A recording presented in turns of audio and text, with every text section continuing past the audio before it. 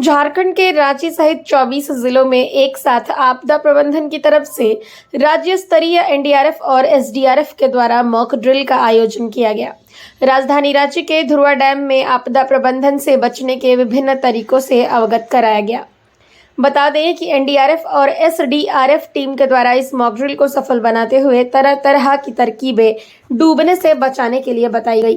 साथ ही सीपीआर के द्वारा चिकित्सकों ने डूबते हुए लोगों को बचाने की तरकीब बताई, जो हमारे वीडियो के माध्यम से देखा जा सकता है कि कैसे पानी में डूबने के बाद एनडीआरएफ के अलावा भी एक आम इंसान एक दूसरे को बचा सकते हैं।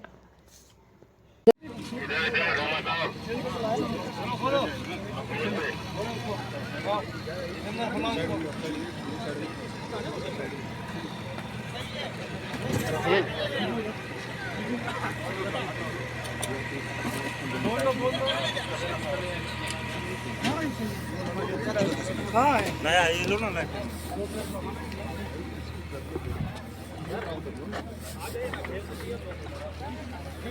उसमें भूख लगा होगा मेरे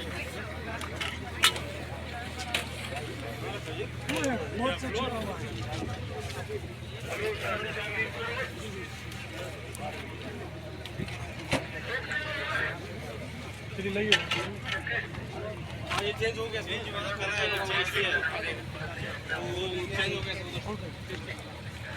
गया छोड़ दो।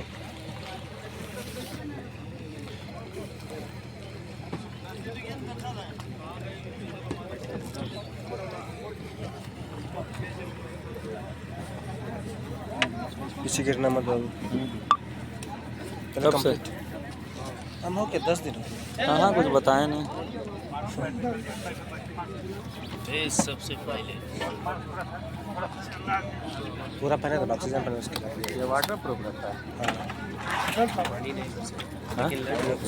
क्या? पानी नहीं घुसे। वाटर प्रूफ ऊपर से लग रहा फॉग लग रहा पीस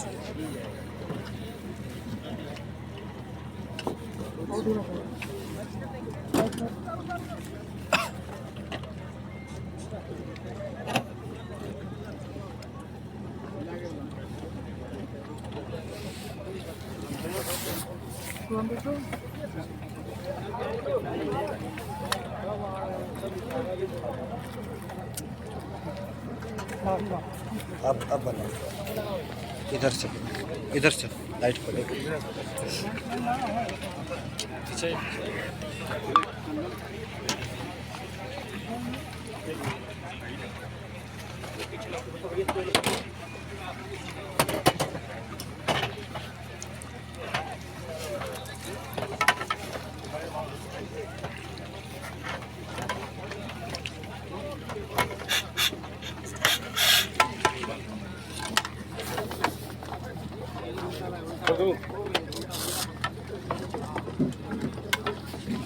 प्रेशर गेज लॉक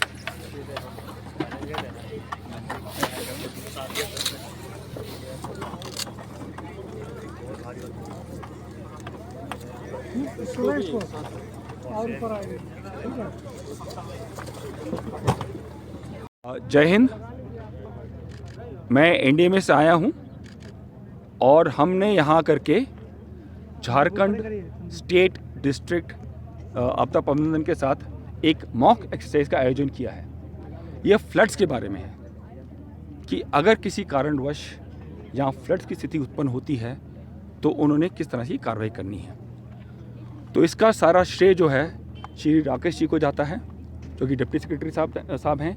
उन्होंने बहुत मेहनत से इस पूरी एक्सरसाइज का आयोजन किया है और आज आप इसको ग्राउंड में देख रहे हैं।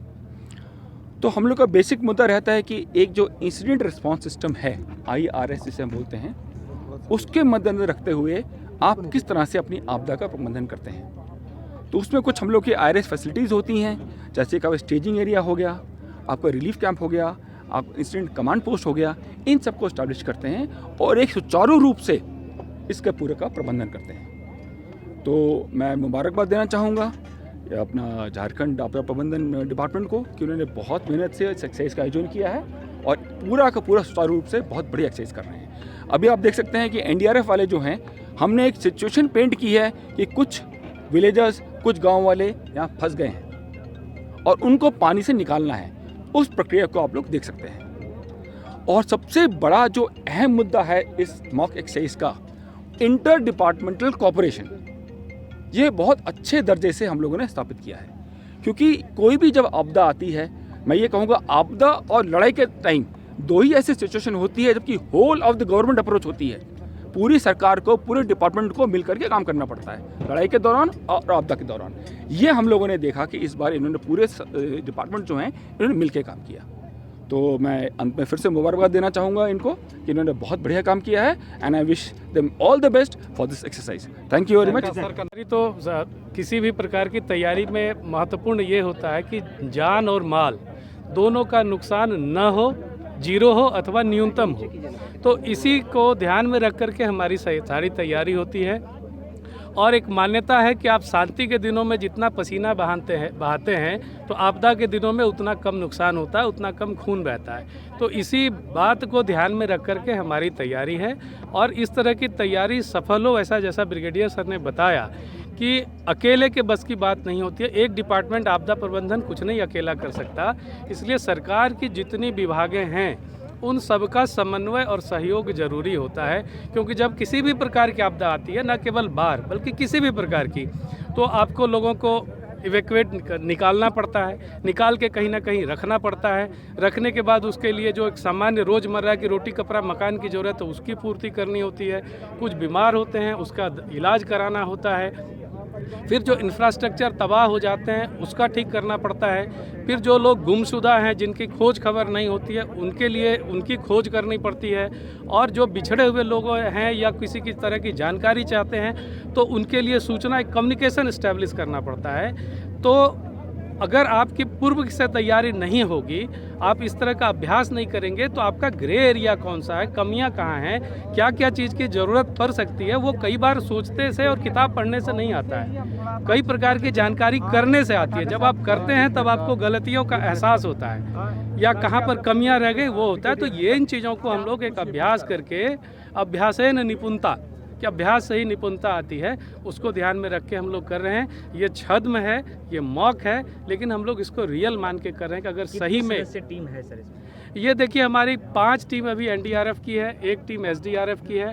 हमारी 2 टीम जो है एसडीआरएफ की अभी साहिबगंज और गोड्डा में ट्रेनिंग दे रही है, इसलिए एसडीआरएफ की पूरी टीम हमारी नहीं आ पाई है। और हमारे 20 लोग जो है मास्टर ट्रेनर और ट्रेनिंग के लिए गए हुए हैं हमारे एसडीआरएफ का। तो फिलहाल हमारे पास एनडीआरएफ, एसडीआरएफ की टीम रेस्क्यू वर्क में लगी हुई है। बाकी बिजली विभाग, बीएसएनएल, मेडिकल, अर्बन नगर निगम, पुलिस डिपार्टमेंट, अग्नि, सारे के सारे लोग यहाँ उपस्थित हैं कि किसी भी प्रकार की ज़रूरत हो तो हम लोग कर सकें। अगर हमारा कम्युनिकेशन सिस्टम जो बीएसएनएल का मोबाइल टावर डिस्ट्रॉय हो जाता है तो हम लोग सैटेलाइट फ़ोन या अन्य चीज़ों से कैसे कम्युनिकेशन इस्टेब्लिश कर सकते हैं, ये सारी तैयारी है। पूरा एक इंटीग्रेटेड अरेंजमेंट है। एक साथ और है कि इसमें अभी हमारे राज्य के सभी जिलों में ये कार्यक्रम चल रहा है, इस चीज़ का भी थोड़ा सा उसमें नाम बता देते हैं। राकेश कुमार, उप सचिव आपदा प्रबंधन।